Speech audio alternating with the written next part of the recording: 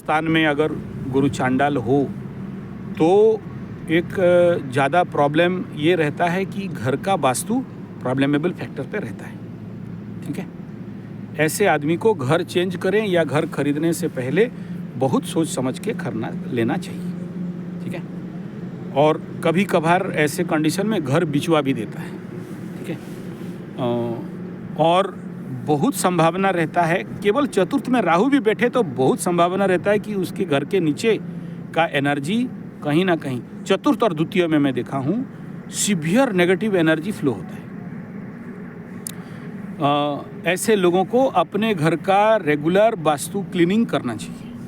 ठीक है, और ऐसा हो कि साल में एक बार सारा सामान बाहर निकालो, पूरा घर को खाली करो और शुद्ध प्योर देसी गाय का गोमूत्र का घर में डालो, छिड़काव स्प्रे करना।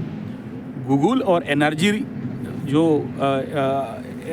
एक टिकिया आता है जो जिसको आती है, जिसको बोलते हैं एनर्जी रिड्यूसर, मतलब को घर से हटाता है नेगेटिव एनर्जी फ्लो। नहीं, ये सिद्ध वालों के पास मिल जाएगा, 5-10 रुपया उसका रेट होता है। ठीक है, हाँ, वो एनर्जी एक्सट्रैक्टर बोलते हैं। आप सिद्ध हीलिंग वालों के पास जाओगे तो मिल जाएगा, 5-10 रुपये का टिकिया है। उसको हाथ में रख के जला के पूरे घर में घुमा के बाहर निकाल के फेंकना, फिर सामान अंदर कर देना। गुरु चांडाल वालों को एक बार पक्का हर साल एक बार करा देना चाहिए। ठीक है, दूसरा, वास्तु बहुत चेकअप लेके चलना चाहिए ऐसे लोगों को, क्योंकि इनका सबसे ज़्यादा समस्या घर से ही बनता है। ठीक है, घर का देखो, जैसे घर में कोई किया कराया है या कोई ला के फेंक दिया है या घर में कुछ ऑटोमेटिक बिल्डअप भी हो जाते हैं। कई सारे ऐसे सिम्टम्स हैं। एक नंबर सिम्टम, घर में बैठे हो और घर में बैठने का इच्छा नहीं होगा, बाहर जाके दोस्तों के साथ खट्टी मारने का इच्छा हो। दूसरा, घर में आके अपने रूम में घुसने का इच्छा नहीं होगा, लेकिन किसी और रूम में या किसी और जगह में बैठने का इच्छा। तीसरा, घर में घुसते ही बेचैनी लगना, अशांति लगना। पांचवा, घर में जब भी आपके नाक में आदत हो जाता है तो आपको स्मेल नहीं आएगा। कोई और ऐसे कुत्ता आदमी जैसे हम लोग कुत्ता आदमी, ठीक है ना, तो हाँ, नहीं इतने चुराई यार हमारा नाक उतना पावरफुल है ना। नहीं, अभी मैं गया, आप बिलीव नहीं करोगे, अभी मैं एक बहुत बड़ा मतलब धनाढ्य व्यक्ति का वास्तु चेक करने के गया था। उसका एक बहुत बड़ा समस्या था, करोड़पति अरबपति पार्टी है। तो मेरे को ना जिस समय एंट्री करवाया और जिस जगह में बैठाया वहीं मैं बोला यार मैं यहाँ नहीं बैठ सकता। बोले ऐसा क्या हुआ? बोला आपको स्मेल नहीं आ रहा है? बोला नहीं, स्मेल नहीं आ रहा है। हम तो ये परफ्यूम देते हैं, ये इतर देते हैं, ये छिड़काव करते हैं, ये रूम स्प्रे होता है और क्या क्या सब अपना इंग्लिश में नाम बोला, वो हमारे समझ से बाहर है। तो बोला ये सब होने के बावजूद तुम इतना बिकटाल सेंट कैसे आ रहा है?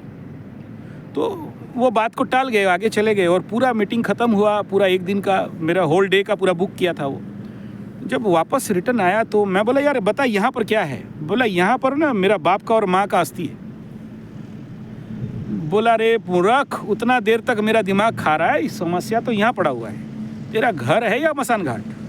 ठीक है, नहीं हम तो पूजा करते हैं, दिया देते हैं। बोला कौन बोला तेरे को देने के लिए? इसको इमीडिएट शांति कर। ये जो मैं घुसते ही मेरे से वो लोग आशा क्या कर रहे हैं? ये बोला ये पहले पॉइंट तो यहाँ है, तू कहाँ घूम रहा है? घर का अंदर वास्तु देख रहा है? तो ये सेंट उसको तो 3 साल से रखा हुआ है। कोरोना के टाइम में मरे थे, अभी तक डाल के रखा है। ठीक है ना?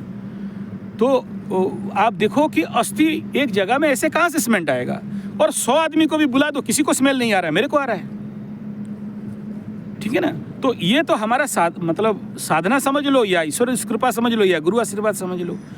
तो वो स्मेल इतना भयंकर था। और उसके बाद मैं घर में आया तो उनका सपना आ गया कि हमारा जल्दी हमको यहाँ से भगाओ, हमारा शांति कराओ। ठीक है ना?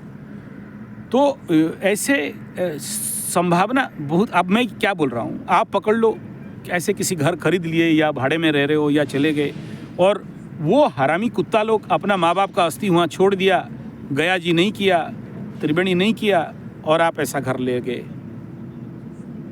हाँ, मैं ऐसे कई लोगों के घर से ऐसा चीज़ निकाला हूँ 6 फुट 7 फुट के नीचे से